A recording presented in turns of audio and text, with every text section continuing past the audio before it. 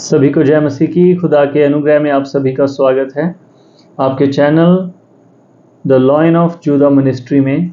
मैं विश्वास करता हूँ खुदा के अनुग्रह में आप सभी बढ़ रहे होंगे और खुश होंगे और प्रभु का अनुग्रह आप सब पर होगा। जैसे हमने वायदा किया था कि हम एक दिन रेवलेशन डालेंगे और एक दिन बाइबल में से जो हम मत्ती में चल रहे हैं उसमें से आगे बढ़ेंगे। आज का दिन है हमारा रेवलेशन के लिए, और जो परमेश्वर ने हमें मुझसे बातें करी और जिन वचनों के साथ, जिन रेवलेशंस के साथ खुदा ने मेरे जीवन को बदला, वो मैं आपके साथ साझा करता हूँ, शेयर करता हूँ। और मेरा कर्तव्य है कि मैं उन बातों को आपके साथ रखूँ ताकि सुनने वाला आशीष पाए। और ये जो आप देख रहे हैं ये मेरा खजाना है। मैं इसको साइड में रख के छुपा भी सकता था मगर मैंने नहीं छुपाया। मैं सीधा भी बोल सकता था मगर मैं बताना चाहता हूँ कि ये मेरा खजाना है। जैसे जैसे प्रभु ने मुझे रेवलेशन दिए, मैंने उनके नोट डाउन किए। नोट डाउन करने के बाद मैंने उनको परमेश्वर की इच्छा के अनुसार उनके सुंदर सुंदर वॉलपेपर बनाए।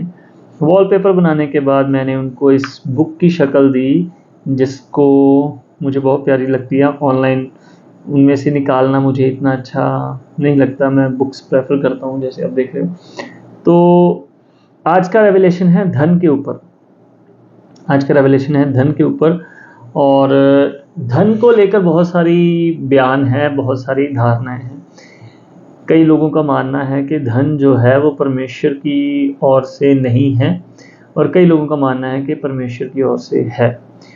और मगर वचन और पवित्र आत्मा हमें ये सिखाता है कि धन की आशीष खुदा की ओर से है, मगर धन की आशीष साथ में एक बहुत सामर्थी और बहुत आत्मिक प्रकाशन को साथ लेकर आती है, जिसमें हम ये सीखते हैं कि धन हमारे लिए कुछ भी नहीं है, धन देने वाला हमारे लिए बहुत कुछ है। इवन हमारे जीवन में सबसे प्रथम स्थान उसका है। शिक्षा के साथ, कैसी शिक्षा? जो हमें धन के साथ प्यार करने नहीं देती। कैसी शिक्षा? जो हमारे अंदर कितनी भी प्रभु की ओर से ब्लेसिंग्स हो, उस ब्लेसिंग्स का हम घमंड नहीं करते। कैसी शिक्षा? जो हमारे अंदर लालच को पैदा नहीं होने देती, हमें धन के साथ जुड़ने नहीं देती। एक मात्र जिम्मेदारियां और ज़रूरतें और दूसरों की मदद करने के लिए वो चीज़ें हमारे पास हैं, खुदा ने दी हैं, और आपको उन जगहों पे रखा है ताकि आप दूसरों की मदद करें। अपनी नेक कमाई में से, जो ईमानदारी से की हुई कमाई है, ईमानदारी की जो अर्निंग है, उसमें से आप अपनी ज़रूरतें और जिम्मेदारियां पूरी करें। और ऐसी शिक्षा और कर्ज से दूर रहें, और जितना खुदा ने आपको ब्लेस किया है आप उसी में संतुष्ट और धन्यवादी रहें। ऐसी शिक्षा के साथ जो ब्लेसिंग्स हैं वो आपको परमेश्वर के और करीब लेके आती हैं। और इसको इसके बारे में हम जब पढ़ते हैं उत्पत्ति में 13वां अध्याय, आप पूरा पढ़ सकते हैं। मैं आपको थोड़ा सा हिंट दे देता हूँ। वहाँ पर परमेश्वर का कलाम हमें बताता है कि अब्राहम के जो दास थे, अब्राहम के जो नौकर थे, जो उसकी प्रॉपर्टी की टेक केयर करते थे, भेड़ बकरियों की और बाकियों की, और लूत के जो नौकर थे, उनके पास परमेश्वर ने इतनी ज़्यादा ब्लेसिंग्स दी थी कि उनके नौकर उन ब्लेसिंग्स की वजह से उस भेड़ों और प्रॉपर्टी और उन सब आशीषों के ज़्यादा होने की वजह से आपस में लड़ने लगे। और खुदा का कलाम उत्पत्ति 13 अध्याय उसकी 6 में कहते हैं, उस देश में उन दोनों की समाई ना हो सकी। इतना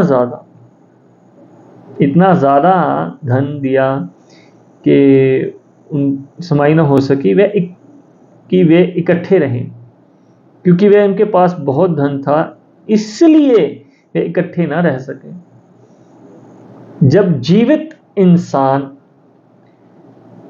जब मैं किसी जीवित प्राणी, किसी इंसान की वैल्यू से ज़्यादा उस नोट की, उस धन की जो बेजान चीज़ें हैं, चाहे वो गाड़ी है, घड़ी है, पैसा है, घर है, या बहुत सारी ऐसी चीज़ें, मटेरियलिस्टिक थिंग्स, जिनमें बेजान चीज़ें हैं उनको महत्व इंसान से ज़्यादा दूंगा। तो मैं समझता हूँ, जो मैंने अनुभव किया है, कि वो पैसा मेरे अंदर बोल रहा है, वो शोहरत मेरे अंदर बोल रही है कि मैंने इंसान को इंसान समझना बंद कर दिया। एक बेजान चीज़ों की वैल्यू एक जीवित इंसान से ज़्यादा होगी, जो कि मेरे परमेश्वर के स्वरूप पे रचा गया। खुदा ने कहा कि मनुष्य को हमने अपने स्वरूप पे रचा, तो हर एक मनुष्य परमेश्वर के स्वरूप में रचा गया। और मैं अपने ही भाई बहन, अपने ही दोस्त, अपने ही रिश्तेदार को अपने से कम तर करके आंक रहा हूँ। और मेरे पास अगर 4 पैसे ज़्यादा हैं और मैं अपने आप को बड़ा मान रहा हूँ, तो वहाँ पर इकट्ठे रहना कैसे पॉसिबल होगा? नहीं हो सकता। एक इंसिडेंट मुझे याद आ रहा है। मैं छोटा था और स्कूलिंग में जाता था, तो मैंने नई नई मोपेड चलानी सीखी, एक्टिवा चलानी सीखी, स्कूटर चलाना सीखा। तो मैंने अपने नानू को घर के मोड़ पर, घर के दरवाजे पर खड़ा किया और मैं अपनी गली में, वहाँ मैंने पता नहीं कितनी बार चलाया था, और मैं उनको दिखाने के लिए कि मुझे चलाना आ गया, तो मैं उनको चला के दिखा रहा था। तो जैसे मैं थोड़ा सा आगे गया, तो मैंने उनको मोड़ काटने की कोशिश करी, ऐसे चढ़े चढ़े। पहले मैं उतर के मोड़ काटता था, मगर मैं दिखाने के लिए कि मुझे चलाना आ गया, तो मैंने मोड़ काट कर चढ़े चढ़े मोड़ काटने की कोशिश करी, और वहाँ पे एक दरख्त था, मैंने उसमें जो था स्कूटर चढ़ा दिया। और मेरे मन में ये चल रहा था कि नानू खड़े हैं, और मैंने स्कूटर को बचाने की कोशिश करी, एक्टिवा को बचाने की कोशिश करी कि अगर इस पर खरोच आ गई, इस पर डेंट पड़ गया या टूट गई, तो मुझे दोबारा चलाने को नहीं मिलेगी, बोलेंगे तो कुछ चलाना नहीं आता, तुझे संभालना नहीं आता करके। तो मेरे मन में ये चीज़ें चल रही थी। तो मैं वहाँ पर एक्सीडेंट होने के बाद भी स्कूटी की तरफ ज़्यादा कंसर्न था, और उसको बचाने के लिए, ताकि मुझे आगे भी मिल जाए। तो इतने में मुझे पता चलता है कि मेरे नानू दौड़ कर आए, जैसे उन्होंने देखा तो दौड़ कर आए थे, और उन्होंने मुझे ऐसे ही उठा लिया, और स्कूटी थोड़ी सी घूम घूम करके, ऐसे करके वो दीवार में टक्कर खा के रुक गई। तो उन्होंने चलो देखा तो कुछ चोट तो नहीं लगी करके ऐसे पूछा, और देखा कोई चोट नहीं लगी थी, वैसे बाय गॉड ग्रेस मैं बच गया था। तो उन्होंने क्या किया कि वो स्कूटी को संभाला, मेरे को संभाला, और वापस बोले तो बाद ठंडा होने के बाद सब चीज़ें देखना। शाम को पूछा, तू क्या सोच रहा था, तू क्या करके रात में तुझे देख रहा था? तो मैंने उनसे साफ साफ कहा कि नानू मैं ये सोच रहा। तो बोले कि ये मशीन है, ये बेजान है, इसके लिए मैकेनिक है। ये तू अभी अगर ये टूट जाएगी तो ये सुबह तक ठीक हो जाएगी, ये 1 घंटे में, आधे घंटे में, 1 घंटे में ठीक हो जाएगी, इवन पहले से भी ज़्यादा बेहतर हो जाएगी। इस पे पैसे लग सकते हैं, ये पैसे से ठीक हो जाएगी। अगर तुझे चोट लग जाती, तो तेरे हाथ पाँव पे या सर पे कहीं चोट लग जाती, तो उन्होंने बचपन में मुझे सिखाया था कि जो बेजान चीज़ें हैं उनके साथ, और उनको प्रायोरिटाइज नहीं करना, उनको ज़्यादा महत्व नहीं देना। हमारे लिए वो चीज़ें महत्व हैं, रखती हैं, वो इम्पोर्टेंट चीज़ें हैं जो जो लोग हमारे साथ रहते हैं, जो सांस लेते हैं, वो लोग हमारे लिए इम्पोर्टेंट हैं, लोगों के जज्बात हमारे लिए इम्पोर्टेंट हैं। बेजान चीज़ें आज टूटी है, कल नहीं आ जाएगी, परसों उससे बेहतर आ जाएगी, वो भी ठीक हो जाएगी, नहीं ला सकते। तो पैसा और बेजान चीज़ें आपके जीवन में पहला स्थान कभी ना लें। पहला स्थान परमेश्वर का रहे, और दूसरा भी और तीसरा भी।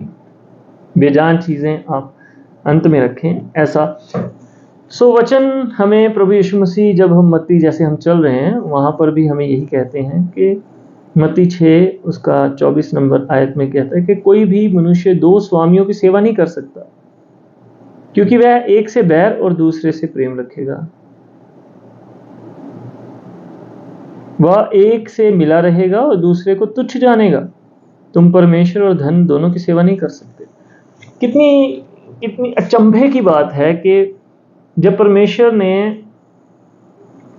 तुलना करनी चाहिए इंसान के लिए, तो उन्होंने धन रखा। क्या रखा? धन। किसी और देवी देवता को नहीं रखा, क्योंकि कोई और देवी देवता है ही नहीं, सिर्फ एकमात्र परमेश्वर है और कोई है ही नहीं। मगर इंसान जब सेवा करता है, या तो वो परमेश्वर की कर सकता है या धन की कर सकता है। मैं एक बार फिर से इस बात को दोहराना चाहता हूं कि परमेश्वर ने जब इंसान के सामने इस शिक्षा को रखा कि देख, तू दो स्वामियों की सेवा नहीं कर सकता, तो एक तरफ तो परमेश्वर है ही है जो कि अदन के बाद से, आदि से पहले विराजमान है, मगर दूसरी तरफ किसी देवी देवता को नहीं रखा, क्योंकि उनके तुल्य और उनके सामने कोई है ही नहीं। मगर इंसान के मन को समझते हुए उन्होंने इंसान से कहा, मनुष्य से कहा, मुझसे कहा, आपसे कहा कि तुम दो लोगों की सेवा नहीं कर सकते, या तो परमेश्वर की या फिर इस संसार की बंधन, इस संसार की बातें, मटीरियलिस्टिक बेजान चीजों से, क्योंकि वो जीवित खुदा हैं और ये सब बेजान चीजें हैं जिनकी आज वैल्यू है, कल नहीं है। तो या तो तुम संसार में अपने मन को लगा सकते हो या स्वर्ग की ओर। आप संसार में रहते हुए स्वर्ग की ओर तो मन लगा सकते, मगर स्वर्ग में मन लगाने के बाद संसार को भी साथ लेके चलें तो ये अपने आप को धोखा देने वाली बात है। अल्टरनेटिवली आप स्वर्ग की ओर मन लगाया ही नहीं, आप एक पर्दा परमेश्वर के नाम का आगे करके अपनी संसार की लालसाओं को पूरा करें, संसारिक लालसाओं को, शारीरिक लालसाओं।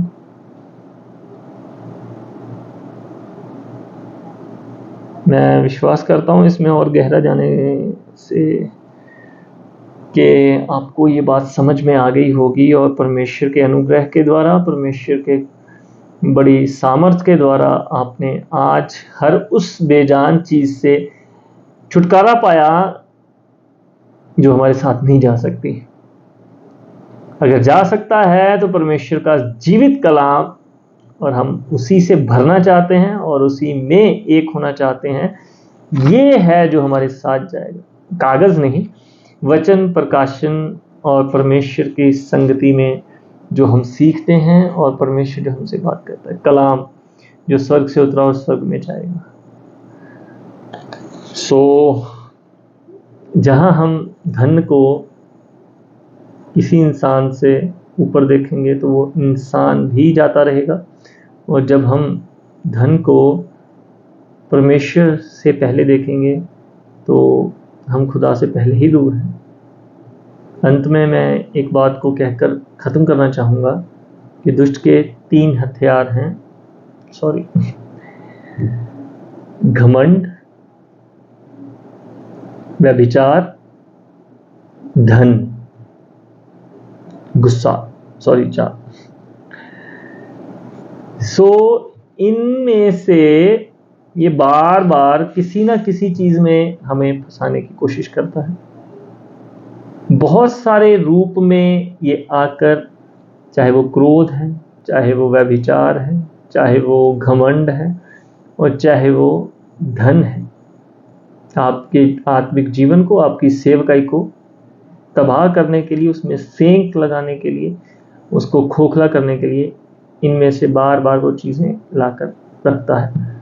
और घमंड, चाहे वो स्पिरिचुअल प्राइड क्यों ना हो, एक ऐसा घमंड जिसका हमें ही नहीं पता चलता, चाहे स्पिरिचुअल प्राइड ही क्यों ना हो, वो लाकर रखता है, आपको फंसाने की कोशिश करता है। इस पर हम कभी बाद में अलग से बात करेंगे, स्पिरिचुअल प्राइड पर। मगर आज हम धन को लेकर चलते हैं, और इसी चीज़ को लेकर बताता हूँ कि हमेशा हमेशा खुदा को पहल दें, नेक कमाई करें, नेक कमाई में से अपनी ज़रूरतें, जिम्मेदारियां पूरी करें। और जैसे सबोपदेशक कहता है, जैसे गलातिया कहता है कि हम बस इंसान इतना ही कर सकते हैं कि आनंद करें, खुश रहें परमेश्वर में, और सबकी भलाई करते रहें, सहायता करते रहें। और इसी के साथ मैं आपको परमेश्वर के अनुग्रह में देता हूँ, और मैं दुआ करता हूँ कि खुदा का अनुग्रह आप पर और मुझ पर बना रहे और परमेश्वर में हम बढ़ते रहें। खुदा के आने का समय बहुत नज़दीक है, हमें बहुत जल्द तैयार होना है, क्योंकि हमें परमेश्वर के घर में सब के सब ने साथ में जाना है। ऐसा नहीं है कि कोई भी अकेला जाएगा, वहाँ डांस नहीं करना, हेडशॉट पड़ेगा, जाओ सबको लेके आओ। अकेले का सफ़र नहीं है। परमेश्वर का कलाम कहता है कि जो विश्वास में कमज़ोर हैं उनकी सह लीजिए और उनको साथ लेकर चलिए। सो हमें साथ चलना है और परमेश्वर के पास जाना है। खुदा बहुत जल्द आने वाला है। खुदा का अनुग्रह आप सब पर हो और परमेश्वर आप सब पर बहुत सारी आशीष दे। आप अपनी दुआओं में मुझे याद रखिए। हम परमेश्वर में इसी तरह बढ़ते रहें, वचन को पढ़ते रहें, वचन में बढ़ते रहें। ये मेरा ख़जाना है जो मैं आपको दिखाने जा रहा हूँ। ये रेवलेशंस हैं जो कि ज़्यादा थे, इसलिए मैं इसको पिक्चराइज़ नहीं कर पाया और मैंने एज़ पर एज़ लिखे और उनको मैंने कॉपी की शक्ल दी। पहले वॉलपेपर में थे, फिर मैंने उनको ये परमेश्वर के नाम हैं या उनके गुण कह सकते हैं, क्योंकि परमेश्वर जिनने सबको नाम दिए उन्हें कौन नाम देगा। और ये परमेश्वर के बहुत सारे गुण हैं जिनके द्वारा हम परमेश्वर को जानते हैं, और ये मैंने पिक्चराइज़ किया था। इसको लेकर तो एक बार डांट भी पड़ी थी। सो ये मेरा ख़जाना है और ये कुछ रेवलेशंस हैं जिनको मैंने वॉलपेपर्स की शक्ल देने की कोशिश करी थी, और खुदा का अनुग्रह हो इस तरह कुछ ये देखिए। और आज का जो मैसेज था भी ये था, इसमें से मैंने दिखाया और ये वॉलपेपर मैं आपके साथ शेयर कर दूंगा। खुदा का अनुग्रह आप सब पर हो, खुदा आप पर बहुत सारी बरकत दे। प्रभु में वचन में पढ़ते रहें, वचन में बढ़ते रहें।